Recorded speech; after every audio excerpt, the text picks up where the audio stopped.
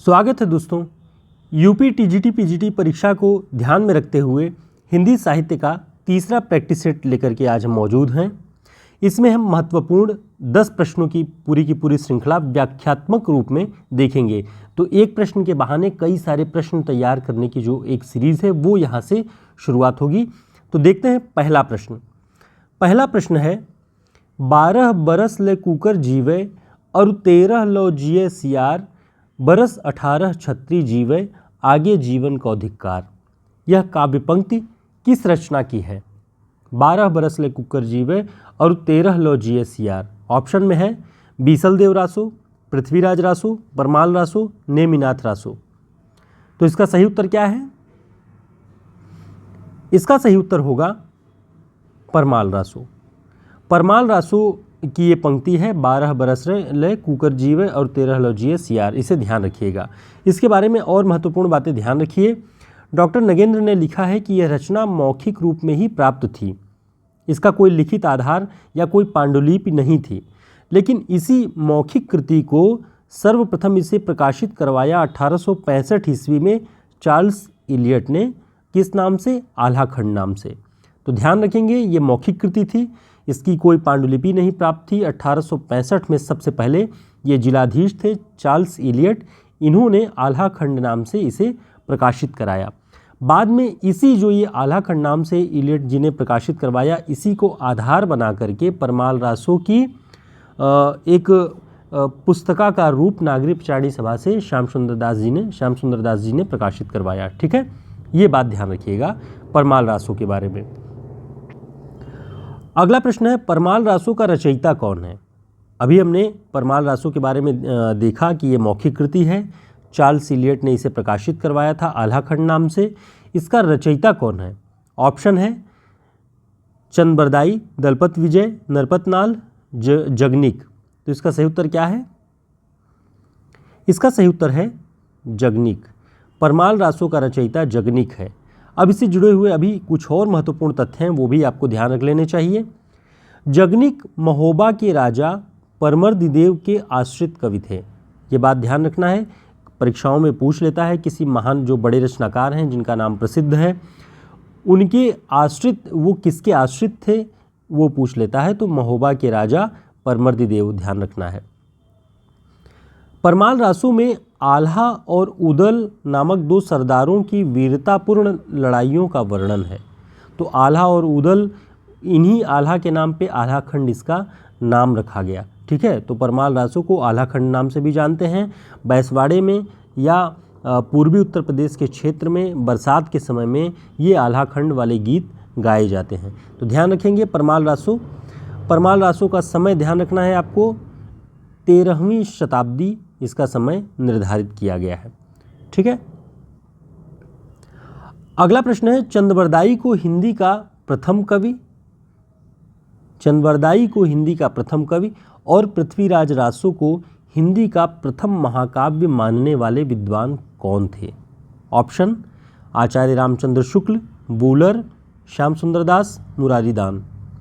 तो इसका सही उत्तर क्या होगा? इसका सही उत्तर है आचार्य रामचंद्र शुक्ल। चंदबरदाई को हिंदी का प्रथम कवि और पृथ्वीराज रासो को हिंदी का प्रथम महाकाव्य शुक्ल जी मानते हैं।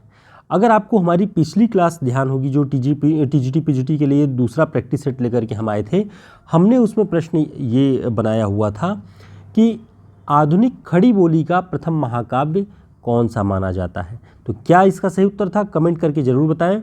खड़ी बोली हिंदी का प्रथम महाकाव्य किसे माना जाता है?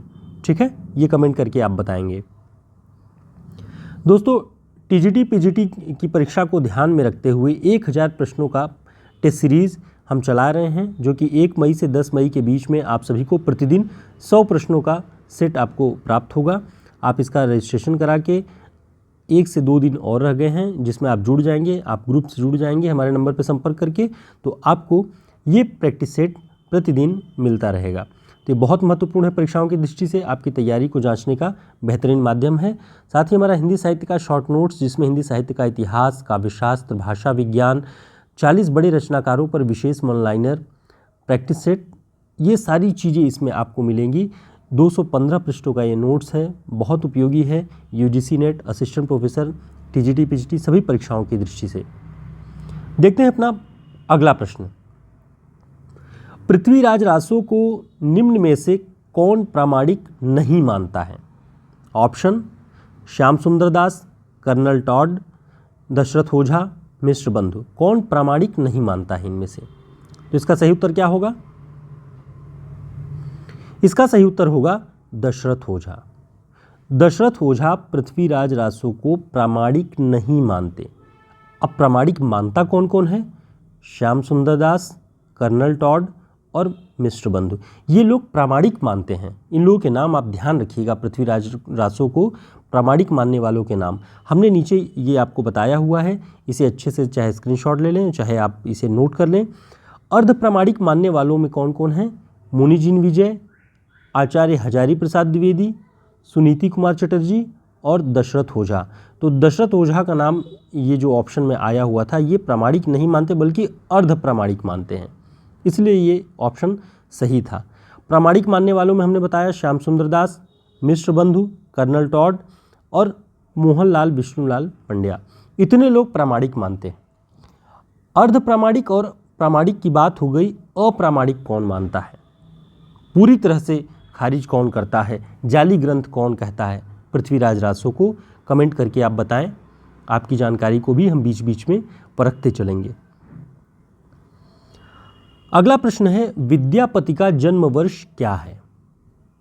विद्यापति के बारे में आप सभी जानते होंगे, इनकी कविताओं को आपने मास्टर्स में पढ़ा भी होगा, ग्रेजुएशन में भी पढ़ा होगा, पाठ्यक्रम में भी ये कविताएं लगी हुई हैं बहुत सारे परीक्षाओं की। तो इनका जन्म वर्ष क्या है? ऑप्शन 1253, 1301, 1333, 1350। इनका जन्म वर्ष क्या माना जाता है?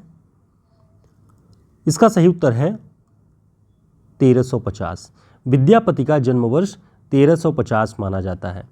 हम बीच बीच में आपसे जो जिन प्रश्नों के उत्तर पूछते हैं वो आप अगर कमेंट करके बताते हैं तो हम इससे ये जानते हैं कि आप कितने सक्रिय रूप से तत्काल सोच पाते हैं, क्योंकि बाद में तो आप पुस्तकें खोल के उसका उत्तर देख सकते हैं, लेकिन तत्काल जो उत्तर आप देते हैं वो समझ में आता है कि त्वरित आप कितना तेज़ी से अपनी मेमोरी पे असर कर सकते हैं। तो इस रूप में बताएं कि 1253 जो समय है ये किसके जन्मवर्ष से जुड़ा हुआ है? 1253 ये आपको बताना है कमेंट करके। तो ये सारे प्रश्न जो हम आपसे पूछ रहे हैं ज़रूर बताएं, इसे हम आपको परखते हैं। साथ ही ये भी ध्यान रखें कि विद्यापति का जन्मवर्ष 1350 है और इनका उपनाम कविशेखर या अभिनव जयदेव भी है। ये दोनों बातें आपको ध्यान रखनी है। कविशेखर विद्यापति का उपनाम है और अभिनव जयदेव भी, ठीक है।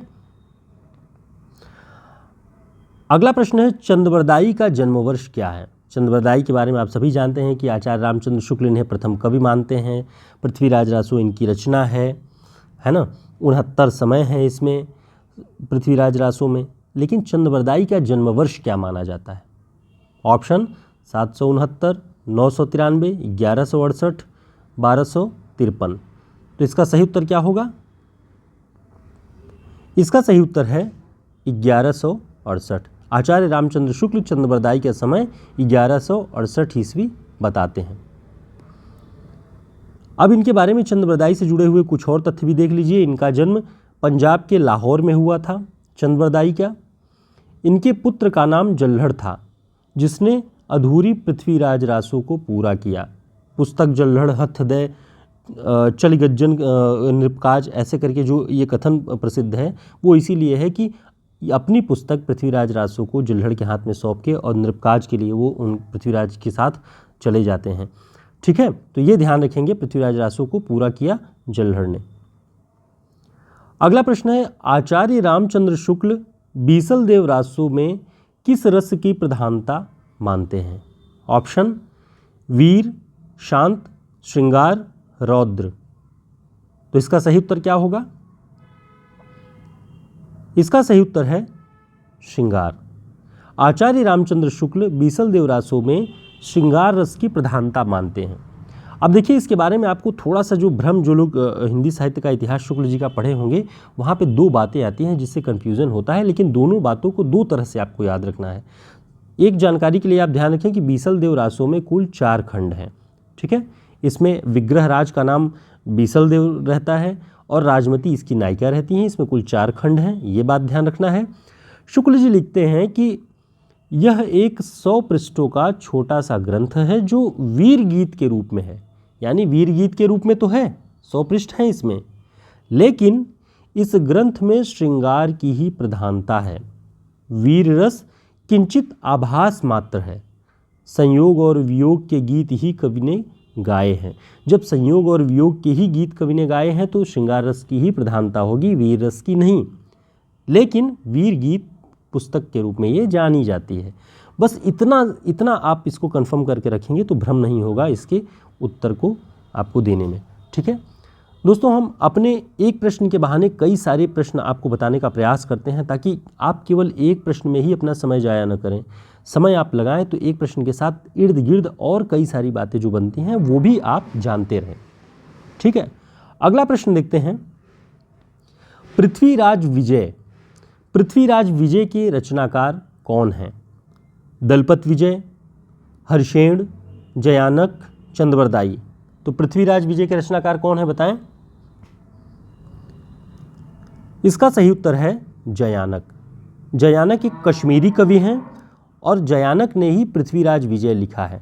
आचार्य रामचंद्र शुक्ल जी ने अपनी पुस्तक में बताया कि पृथ्वीराज विजय जो ये जयानक की पुस्तक है ये बहुत अच्छे से प्रामाणिक ठहरती है। इसके जो संबत हैं, जो ऐतिहासिक घटनाएं हैं पृथ्वीराज से जुड़े हुए, वो सारी चीज़ें संगत बैठती हैं इस रचना में, बजाय पृथ्वीराज रासो के। उन्होंने कहा कि पृथ्वीराज रासो में बहुत सारी चीज़ें इतिहास विरुद्ध हैं, असंगत हैं, इसलिए उन्होंने उसे जाली ग्रंथ कहा। लेकिन पृथ्वीराज विजय की जो जयानक ने लिखी उसकी उन्होंने प्रशंसा की है और कई सारे तथ्य मिलाए हैं उन्होंने अपने पुस्तक में और कहा कि ये बहुत सटीक और प्रामाणिक बैठती है उस समय की रचना के लिए। ठीक है, तो ये बात आप ध्यान रखेंगे। अगला प्रश्न है, वियोगी हरि का वास्तविक नाम क्या है? ऑप्शन हरिप्रसाद द्विवेदी, लोचन प्रसाद, सुदामा प्रसाद, ललन प्रसाद व्यास। तो इसका सही उत्तर क्या है? इसका सही उत्तर है हरिप्रसाद द्विवेदी। वियोगी हरि का नाम हरिप्रसाद द्विवेदी। इनकी कौन सी रचना आप जानते हैं? कमेंट करके जरूर बताएं। वियोगी हरि की कौन सी रचना आपने याद की हुई है, कहीं पढ़ी हुई है, वो कमेंट करके आप बताएंगे। अगला प्रश्न है, त्रिशूल उपनाम किस रचनाकार का है? त्रिशूल उपनाम। ऑप्शन सुमित्रानंदन पंत, रामनरेश त्रिपाठी, गया प्रसाद, जयशंकर प्रसाद। तो इसका सही उत्तर क्या है? इसका सही उत्तर है गया प्रसाद। त्रिशूल उपनाम गया प्रसाद जी का है और एक उपनाम इनका और है सनेही। गया प्रसाद सनेही और त्रिशूल, ये दोनों इनके उपनाम हैं। तो इस तरह से आप इन्हें ध्यान रखिएगा। ऐसे ही प्रश्न बनते हैं, ये एक मॉडल होता है जो प्रैक्टिस सेट हम करवाते हैं कि इस तरह से प्रश्न बन सकते हैं और आप सारे प्रश्नों को जब भी अध्ययन करिए जिस भी पुस्तक का, उसी रूप में करिए कि जो प्रश्न दिए गए हैं उन्हें पढ़िए और उनसे मिलते जुलते और जो प्रश्न बनने की संभावनाएं हैं उन्हें भी कंठस्थ करिए। उम्मीद है ये छोटी सी क्लास 12 से 15 मिनट की ये क्लास आपके लिए उपयोगी होगी। आप सभी समृद्ध होंगे। 10 प्रश्नों के बहाने कम से कम 40 से 50 प्रश्नों की ये जो हम एक टारगेट रखते हैं कि 40 से 50 प्रश्नों के बराबर आपको जानकारी मिले, वो उपयोगी सिद्ध होगी। हमारे व्हाट्सएप ग्रुप और टेलीग्राम ग्रुप का लिंक आपको डिस्क्रिप्शन बॉक्स में मिल जाएगा, आप ज्वाइन कर लीजिए ताकि क्लासेस की जानकारी समय पर मिलती रहे और हम जुड़े रहें। और जो लोग हरियाणा असिस्टेंट प्रोफेसर भर्ती परीक्षा की तैयारी कर रहे हैं उनके लिए सूचना कि हमारी लाइव क्लासेस 1 मई से शुरू होने जा रही हैं, जिसमें हम प्रारंभिक परीक्षा और लिखित परीक्षा दोनों की जो तैयारी है वो योजनाबद्ध तरीके से इसमें हम करेंगे। अगस्त 2025 तक ये वैध रहेगा। अगर आप जुड़ते हैं हमारे व्हाट्सएप नंबर पर संपर्क करके आप जुड़ सकते हैं। तो फिर मिलेंगे एक नई क्लास में, तब तक के लिए नमस्कार, शुभकामनाएं।